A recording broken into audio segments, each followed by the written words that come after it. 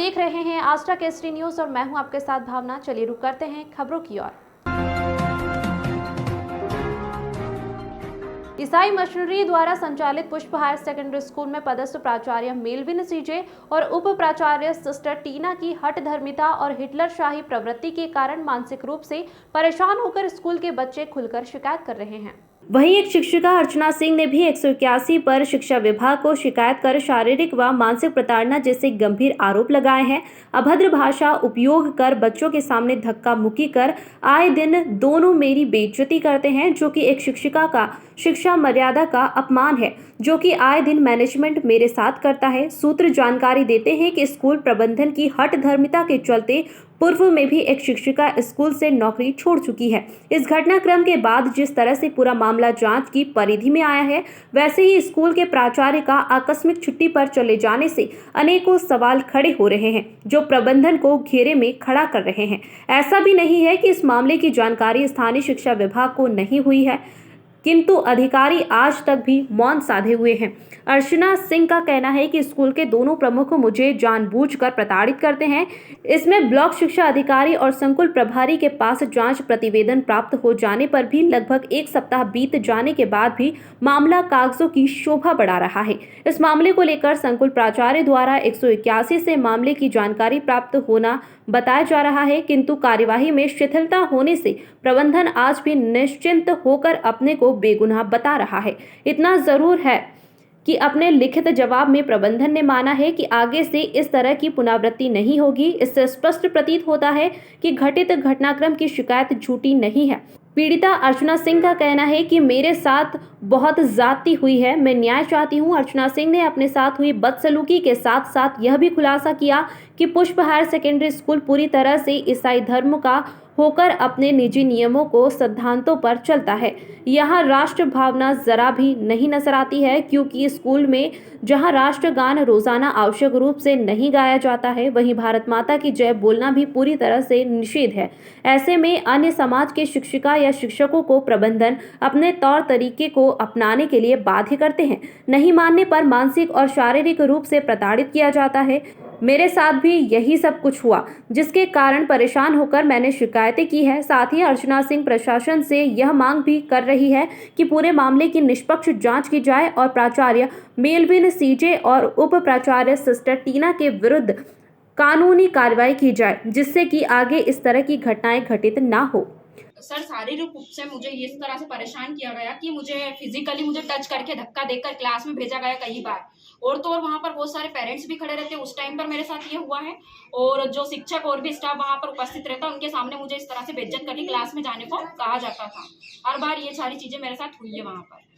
और तो और सारे पेरेंट्स इस बात के लिए प्रूफ है मेरे पास कि वो भी ये चीजें बताए, जो कि अभी बच्चों को, शिक्षकों को और जो पेरेंट्स अभिभावक है उनको भी ये सारी समस्याएं वहाँ पर बहुत ज्यादा आ रही है स्कूल में। तो आप इस तरह की प्रताड़ना को लेकर कानूनी कार्रवाई चाहती हैं? जी बिल्कुल, मैं न्याय चाहती हूँ और आगे से ऐसी चीजें कभी ना हो, इन फ्यूचर कभी भी किसी शिक्षक का ऐसा अपमान ना हो, मैं यही चाहती हूँ। बिल्कुल सर, यही हो सकता है, क्योंकि वो अपनी नौकरी के अस्तित्व में आकर अपनी बात को नहीं रखते, क्योंकि उनको हर बार धमकी दी जाती है कि आपको लेटर दे देंगे। यहाँ तक कि मुझे भी, मैं खुद मेरा एक्सपीरियंस आपको बता रही हूँ, मुझे भी व्यक्तिगत रूप से कभी बहुत बार मुझे टॉर्चर किया गया कि आपको लेटर दे देंगे। मैं अपनी सफाई रखने जाती, अपनी बात रखने जाती वहाँ पर मैनेजमेंट के सामने, तो वहाँ पर ये बोलते मुझे कि मैम आपको लेटर दे दिया जाएगा, अगर आपने सफाई दी तो आपको लेटर दे देंगे, हम आपको नौकरी से वंचित कर देंगे।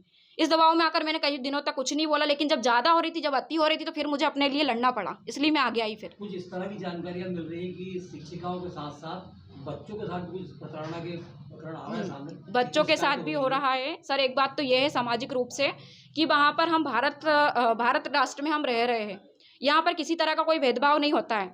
भारत एक धर्म निरपेक्ष राष्ट्र है, वहाँ पर भारत माता की जय नहीं बोलने देते हैं।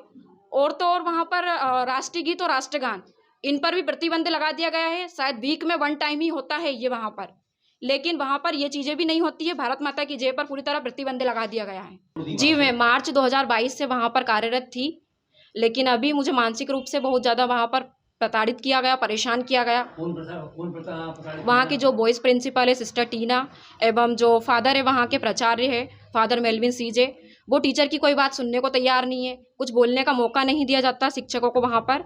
एवं वहाँ पर बहुत सारी चीज़ें हैं ऐसी जो कि एक शिक्षिका के माध्यम से वहाँ पर उनको दिया जाना चाहिए, मौका बोलने का अवसर दिया जाना चाहिए, लेकिन कोई सफाई, कोई स्पष्टता रखने की बात का मौका बिल्कुल नहीं दिया जाता है वहाँ पर। पुष्प विद्यालय प्रबंधन का ऐसा कहना है जी कि अर्चना सिंह ने जो हमारे कार्य सेवा छोड़ी है वो उनको स्वेच्छा छोड़ी है, हमारे किसी का कोई वाद विवाद नहीं है। नहीं, उनका प्रशासन का ये कहना बिल्कुल पूरी तरह से गलत है, क्योंकि कोई भी इतनी सी बात के लिए कोई अपनी जॉब को नहीं गंवाना चाहता है। पहली बात तो ये है, और दूसरी बात ये कि किसी भी मान्य स्कूल में जॉब मिलना इतना ईजी नहीं होता है, ईजीली जॉब नहीं मिल पाती किसी को भी। लेकिन वहाँ पर मेरा यही कारण था कि मुझे बहुत ज़्यादा परेशान किया जा रहा था। सिर्फ एक दिन से नहीं, कई दिनों से मेरे साथ ये चीज़ें हो रही थी। लेकिन कई बार मैंने ये बात प्राचार्य के सामने रखने के लिए भी बहुत बार सोचा, मैं गई भी, लेकिन फादर ने इतनी बदतमीजी से मुझसे बात की और डायरेक्ट मुझे क्लास में जाने के लिए बोला। बहुत ज़्यादा ऊँची आवाज़ में बात की, बहुत ज़्यादा उंगली बताकर बात की, यहाँ तक की किस तरह से प्रताड़ित करते हैं?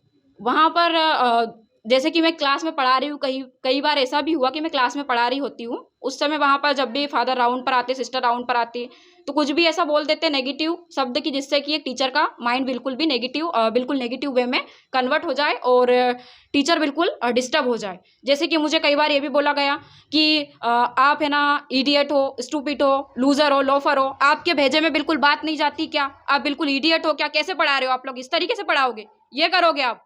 क्लास में जाओ, चलो अपना काम करो।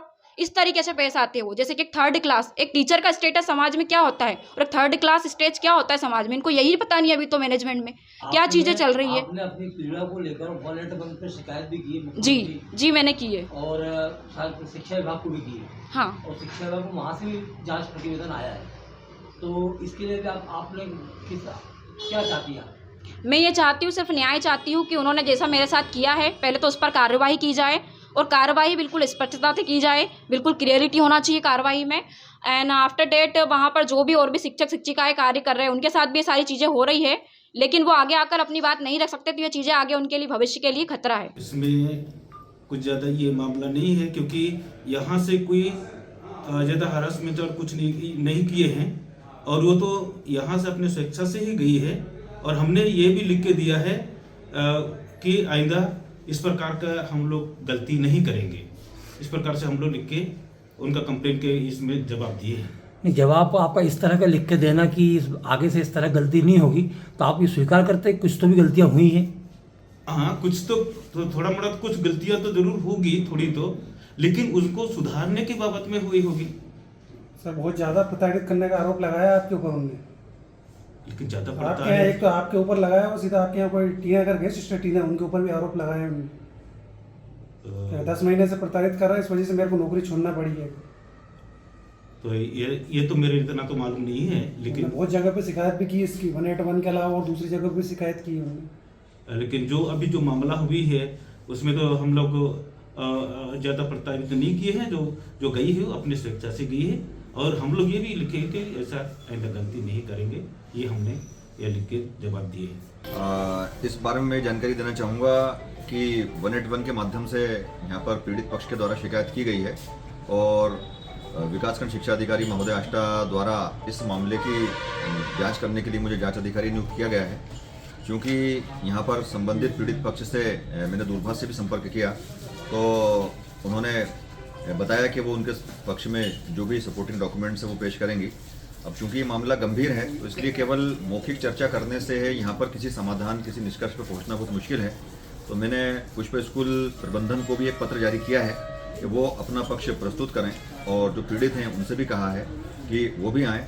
तो यहाँ पर दोनों पक्षों की अध्ययन करने के बाद इसमें देखा जाएगा कि यहाँ पर इसका क्या कारण है और इसका समाधान कैसे किया जा सकता है।